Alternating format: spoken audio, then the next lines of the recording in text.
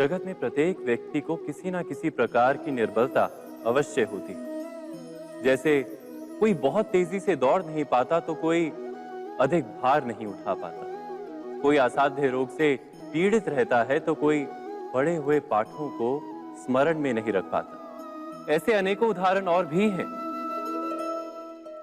क्या आप किसी ऐसे व्यक्ति को जानते हैं जिसे सब कुछ प्राप्त हो और हम जीवन की उस एक निर्बलता को जीवन का केंद्र मानकर जीते हैं? इस कारणवश हृदय में दुख और असंतोष रहता है सदा। निर्बलता मनुष्य को जन्म से अथवा संजोग से प्राप्त होती है, किंतु उस निर्बलता को मनुष्य का मन अपनी मर्यादा बना लेता है। किंतु कुछ व्यक्ति ऐसे भी होते हैं जो अपने पुरुषार्थ और श्रम से उस निर्बलता को पराजित कर देते हैं। क्या भेद है उनमें और अन्य लोगों में? क्या आपने कभी विचार किया है? सरल सा उत्तर है इसका। जो व्यक्ति निर्बलता से पराजित नहीं होता, जो पुरुषार्थ करने का साहस रखता है हृदय में, वो निर्बलता को पार कर जाता है। अर्थात निर्बलता अवश्य ईश्वर देता है, किंतु मर्यादा मनुष्य का मन ही निर्मित करता है। स्वयं विचार कीजिए।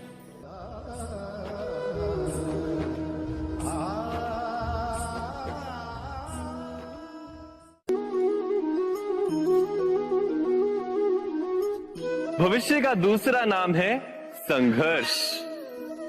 हृदय में आज इच्छा होती है और यदि पूर्ण नहीं हो पाती तो हृदय भविष्य की योजना बनाता है। भविष्य में इच्छा पूर्ण होगी ऐसी कल्पना करता रहता है, किंतु जीवन ना तो भविष्य में है ना अतीत में। जीवन तो इस क्षण का नाम, अर्थात इस क्षण का अनुभव ही जीवन का अनुभव। पर हम ये जानते हुए भी इतना सा सत्य समझ नहीं पाते।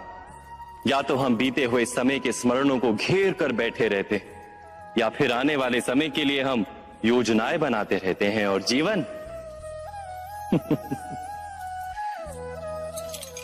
जीवन बीत जाता है। एक सत्य यदि हम हृदय में उतार लें कि ना हम भविष्य देख सकते हैं, ना ही भविष्य निर्मित कर सकते हैं, हम तो केवल धैर्य और साहस के साथ भविष्य को आलिंगन दे सकते हैं, स्वागत कर सकते हैं भविष्य का। तो क्या जीवन का हर पल जीवन से नहीं भर जाएगा? स्वयं विचार कीजिए।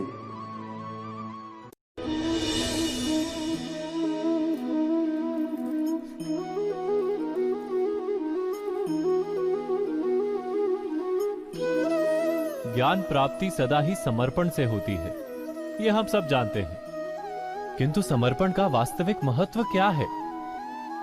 क्या हमने कभी विचार किया? मनुष्य का मन सदा ही ज्ञान प्राप्ति में विभिन्न बाधाओं को उत्पन्न करता है।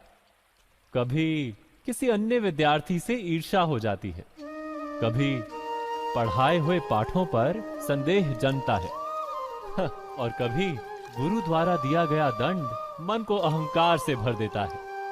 नहीं, क्या ऐसा नहीं होता? न जाने कैसे कैसे विचार मन को भटकाते हैं और मन की इसी अयोग्य स्थिति के कारण हम ज्ञान प्राप्त नहीं कर पाते। मन की योग्य स्थिति केवल समर्पण से निर्मित होती है। समर्पण मनुष्य के अहंकार का नाश करता है, ईर्ष्या, महत्वाकांक्षा आदि भावनाओं को दूर कर हृदय को शांत करता है और मन को एकाग्र करता है। वास्तव में ईश्वर की सृष्टि में ना ज्ञान की मर्यादा है ना ज्ञानियों की। गुरु दत्तात्रेय ने तो गाय और श्वान से भी ज्ञान प्राप्त कर लिया था। अर्थात विषय ब्रह्म ज्ञान का हो या जीवन के ज्ञान का या गुरुकुल में प्राप्त होने वाले ज्ञान का, उसकी प्राप्ति के लिए गुरु से अधिक महत्व है उस गुरु के प्रति हमारा समर्पण। क्या ये सत्य नहीं?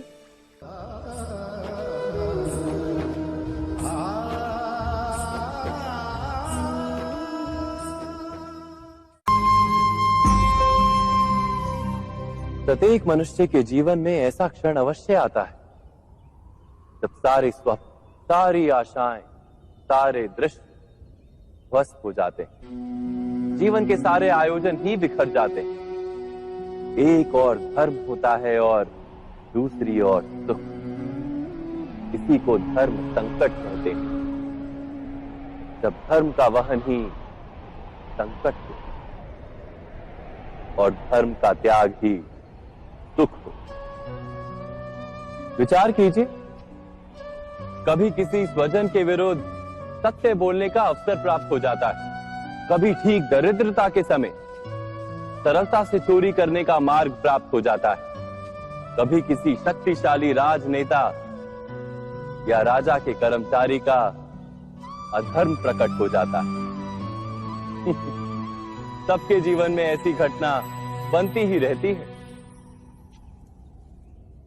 अधिकतर लोग ऐसे किसी क्षण को धर्म संकट के रूप में जान ही नहीं पाते। हमें किसी प्रकार के संघर्ष का अनुभव ही नहीं होता। सहजता से सुख की ओर खींचे चले जाते हैं, जैसे मक्खी गुड़ की ओर खींची चली जाती। वास्तव में धर्म संकट का क्षण ईश्वर के निकट जाने का क्षण होता है। यदि हम संघर्षों से भयभीत ना हो, सुख की ओर आकर्षित ना हो, अपने धर्म पर दृढ़ रहे, तो ईश्वर का साक्षात्कार दूर नहीं।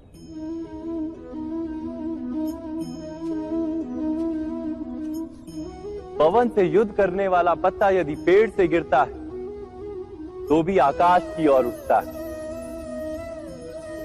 पवन से झुकने वाली घास वहीं भूमि पर रह जाती। अर्थात धर्म संकट से यदि हम संकट को ही टाल दें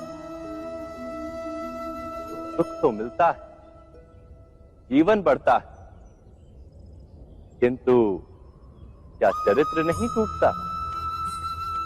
क्या आत्मा दरिद्र नहीं हो जाती? क्या ईश्वर से अंतर नहीं हो जाता?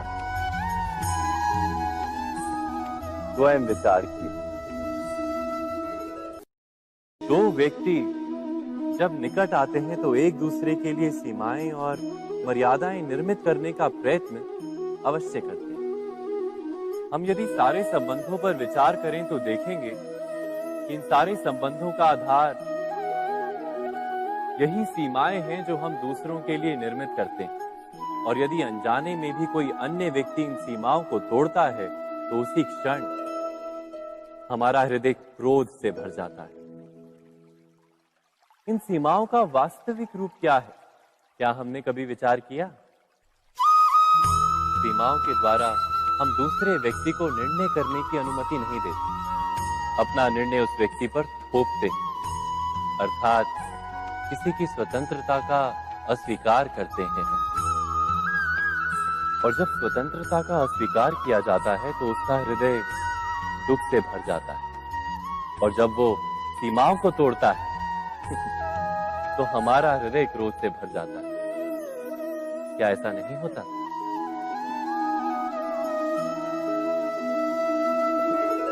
पर यदि एक दूसरे की स्वतंत्रता का सम्मान किया जाए तो किसी मर्यादाओं या सीमाओं की आवश्यकता ही नहीं होती। अर्थात जिस प्रकार स्वीकार किसी संबंध का देह है, क्या वैसे ही स्वतंत्रता किसी संबंध की आत्मा नहीं? स्वयं विचार कीजिए। सबके जीवन में ऐसा प्रसंग अवश्य आता है कि सत्य कहने का निश्चय होता है हृदय में, किंतु मुख से सत्य निकल नहीं पाता। कोई भय मन को घेर लेता है। किसी घटना अथवा प्रसंग के बारे में बात करना या फिर स्वयं से कोई भूल हो जाए उसके बारे में कुछ बोलना, क्या ये सत्य है? नहीं, ये तो केवल तथ्य है। अर्थात जैसा हुआ था वैसा केवल बोल देना सामान्य सी बात। किंतु कभी कभी उस तथ्य को बोलते हुए भी भय लगता है। कदाचित किसी दूसरे की भावनाओं का विचार आता है मन। दूसरे को दुख होगा ये भय भी शब्दों को रोकता है। तो ये सत्य क्या है? क्या हमने कभी विचार किया है? जब भय रहते हुए भी कोई तथ्य बोलता है तो वो सत्य कहलाता है। वास्तव में सत्य कुछ और नहीं, केवल निर्भयता का दूसरा नाम है। और निर्भय होने का कोई समय नहीं होता, क्योंकि निर्भयता आत्मा का स्वभाव है। अर्थात क्या प्रत्येक क्षण सत्य बोलने का क्षण नहीं होता?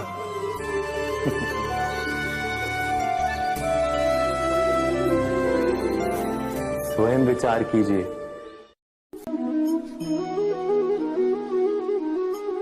श्रेष्ठता का क्या अर्थ है? श्रेष्ठता का अर्थ है दूसरों से अधिक ज्ञान प्राप्त करना। अर्थात मूल्य इस बात का नहीं कि स्वयं कितना ज्ञान प्राप्त किया, मूल्य इस बात का है कि प्राप्त किया हुआ ज्ञान अन्य लोगों से कितना अधिक है। अर्थात श्रेष्ठता की इच्छा ज्ञान प्राप्ति को भी एक स्पर्धा बना देती है। और स्पर्धा में विजय अंतिम कब होती है?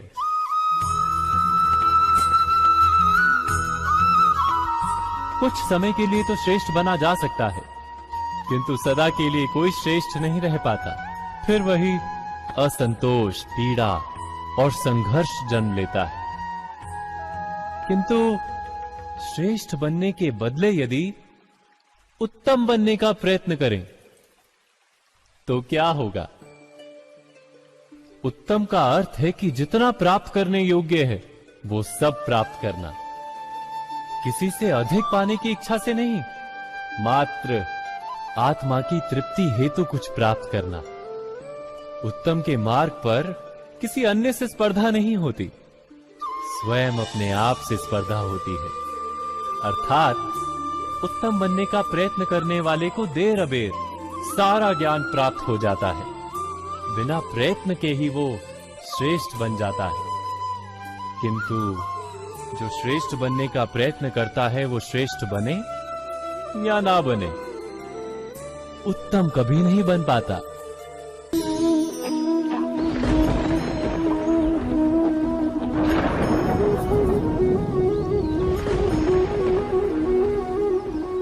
सपनों और पूर्वाभासों के आधार पर हम भविष्य के सुख दुख की कल्पना करते हैं। भविष्य के दुख का कारण दूर करने के लिए हम आज योजना बनाते हैं। किंतु कल के संकट को आज निर्मूल करने से हमें लाभ मिलता है या हानि पहुंचती है? ये प्रश्न हम कभी नहीं करते। सत्य तो ये है कि संकट और उसका निवारण सात जन से, व्यक्ति के लिए भी और सृष्टि के लिए भी। नहीं, आप अपने भूतकाल का स्मरण कीजिए, इतिहास को देखिए। आप तुरंत ही ये जान पाएंगे कि जब जब संकट आता है तब तब उसका निवारण करने वाली शक्ति भी जन्म लेती। यही तो जगत का चलन है। वस्तुतः संकट ही शक्ति के जन्म का कारण है। प्रत्येक व्यक्ति जब संकट से निकलता है तो एक पद आगे बढ़ा होता है, अधिक चमकता है, आत्मविश्वास से अधिक भरा होता है, न केवल अपने लिए अपितु विश्व के लिए भी। क्या ये सत्य नहीं? वास्तव में संकट का जन्म है एक अवसर का जन्म, अपने आप को बदलने का अवसर, अपने विचारों को ऊंचाई पर करने का अवसर, अपनी आत्मा को बलवान और ज्ञान मंडित बनाने का अवसर। जो ये कर पाता है उसे कोई संकट नहीं होता, किंतु जो ये नहीं कर पाता वो तो स्वयं एक संकट है विश्व के लिए। विचार कीजिए।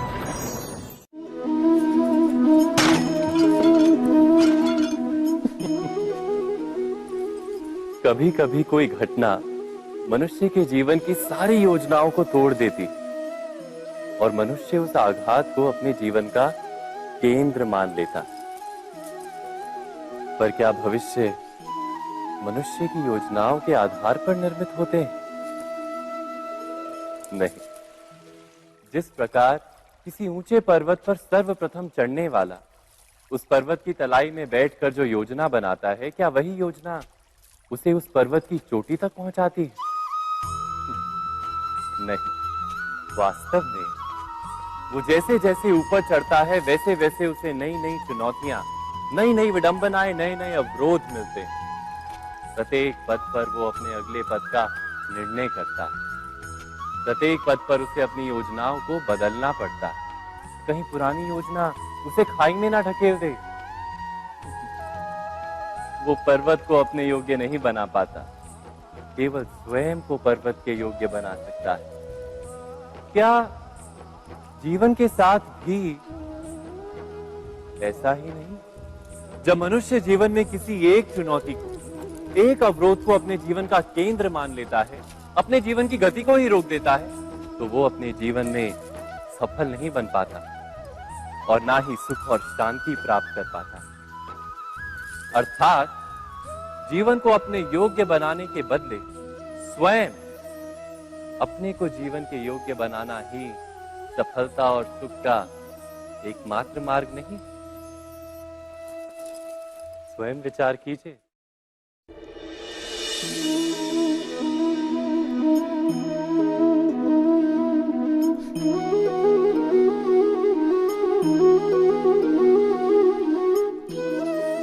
जीवन का हर क्षण निर्णय का क्षण होता है। प्रत्येक पद पर दूसरे पद के विषय में कोई निर्णय करना ही पड़ता है और निर्णय अपना प्रभाव छोड़ जाता है। आज किए गए निर्णय भविष्य में सुख अथवा दुख निर्मित करते हैं, ना केवल अपने लिए, अपने परिवार के लिए भी, आने वाली पीढ़ियों के लिए भी। जब कोई दुविधा सामने आती है तो मन व्याकुल हो जाता है, अनिश्चय से भर जाता है। निर्णय का वो क्षण युद्ध बन जाता है और मन बन जाता है युद्ध भूमि। अधिकतर निर्णय हम दुविधा का उपाय करने के लिए नहीं, केवल मन को शांत करने के लिए लेते हैं। पर क्या कोई दौड़ते हुए भोजन कर सकता है? नहीं। तो क्या युद्ध से जूझता हुआ मन कोई योग्य निर्णय ले पाएगा? वास्तव में शांत मन से जब कोई निर्णय करता है तो अपने लिए सुखद भविष्य बनाता है, किंतु अपने मन को शांत करने के लिए जब कोई निर्णय करता है तो वो व्यक्ति भविष्य में अपने लिए कांटों भरा वृक्ष लगाता है। स्वयं विचार कीजिएगा।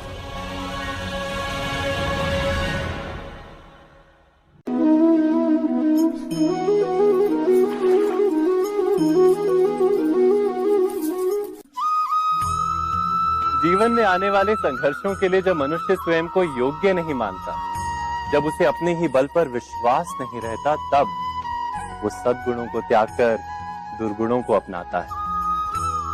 वस्तुतः मनुष्य के जीवन में दुर्जनता जन्म ही तब लेती है जब उसके अंतर में आत्मविश्वास नहीं होता। आत्मविश्वास ही अच्छाई को धारण करता है। ये आत्मविश्वास है क्या?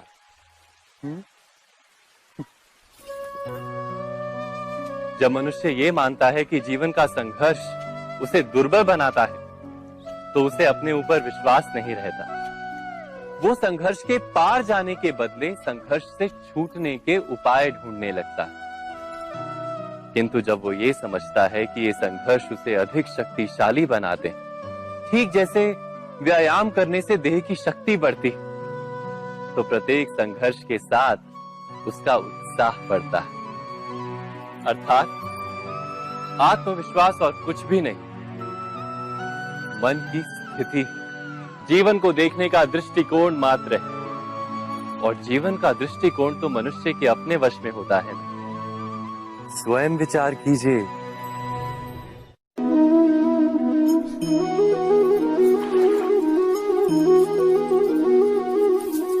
पिता पिता सदा ही अपने संतान के सुख की कामना करते, उनके भविष्य की चिंता करते रहते। इसी कारणवश सदा ही अपने संतानों के भविष्य का मार्ग स्वयं निश्चित करने का प्रयत्न करते रहते। जिस मार्ग पर पिता स्वयं चला है, जिस मार्ग के कंकर पत्थर को स्वयं देखा है, मार्ग की छाया, मार्ग की धूप को स्वयं जाना है, उसी मार्ग पर उसका पुत्र भी चले, यही इच्छा रहती है हर पिता की। निस्संदेह उत्तम भावना है ये, किंतु 3 प्रश्नों के ऊपर विचार करना हम भूल ही जाते। कौन से प्रश्न? प्रथम प्रश्न, क्या समय के साथ प्रत्येक मार्ग बदल नहीं जाते? क्या समय सदा ही नई चुनौतियों को लेकर नहीं आता? तो फिर बीते हुए समय के अनुभव नई पीढ़ी को किस प्रकार लाभ दे सकते हैं? दूसरा प्रश्न, क्या प्रत्येक संतान अपने माता पिता की छवि होता है? हाँ, संतानों को संस्कार तो अवश्य माता पिता देते हैं, किंतु भीतर की क्षमता तो ईश्वर देते हैं। तो जिस मार्ग पर पिता को सफलता मिली है, विश्वास है कि उसी मार्ग पर उसकी संतानों को भी सफलता और सुख प्राप्त होगा। तीसरा प्रश्न, क्या जीवन के संघर्ष और चुनौतियां लाभकारी नहीं होती? क्या प्रत्येक नया प्रश्न एक नए उत्तर का द्वार नहीं खोलता? तो फिर संतानों को नए नए प्रश्नों, संघर्षों और चुनौतियों से दूर रखना, ये उनके लिए लाभ करना कहलाएगा या हानि पहुंचाना? अर्थात जिस प्रकार संतान के भविष्य का निर्माण करने के बदले उसके चरित्र का निर्माण करना श्रेष्ठ है, वैसे ही संतानों के जीवन का मार्ग निश्चित करने के बदले उन्हें नए संघर्षों के साथ जूझने के लिए मनोबल व ज्ञान देना अधिक लाभदायक नहीं होगा?